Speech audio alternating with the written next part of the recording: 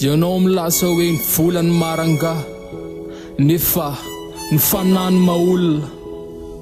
Ny volange taratasy dorana dia may fa ny fanadorana tsy mety may fa velona mandrakizay. Naleonao ny tiandra vola nanompo ny vola ka nitady azy tamin'ny fomba moramora. Tsy nalala ny tsemboka tsy niady mafy fa naka izay tsy nisasarana nisalovany anjarany afo. Vola onosatry ny fiainana nefa ny fanany fanilo-pitaridalana. Ny volany natonga ny tontolo lasa feno herisetritra satria nanao safidy adala ny olombelona. Ny volany ho Andriamanitra aminy ny fitiavam-bola namelo ny foniny. Nariany ny havany namidy ny atsokosoko ny tanindrazany nefa tsy fantany hoe ny volany fototry ny olana. Ny volany nafoana ny fahaiza-miaina iteraka-tsy fifandrafiana tao amin'ny fiarahamonina satria samy teo ambony ka nitahiry lolom-poany anatiny ihany.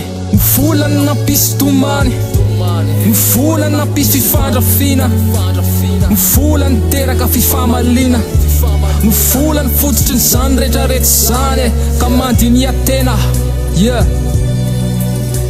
Ny volany nampisy ny tomany, ny volany nampisy ny fifandrafiana, ny volany teraka fifahamaliana, ny volany fototry ny zany rehetrarehetra zany ka mandinia tena.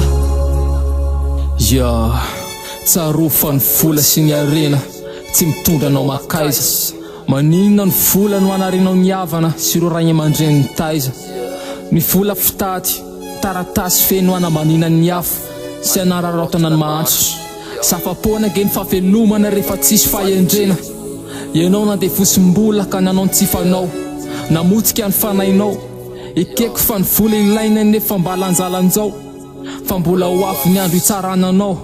Mandinia tena mihavera tena. Ny volany nampisy tomany, ny volany nampisy fifandrafiana, ny volany teraka fifahamaliana, ny volany fototry ny zany rehetrarehetra zany ka mandinia tena.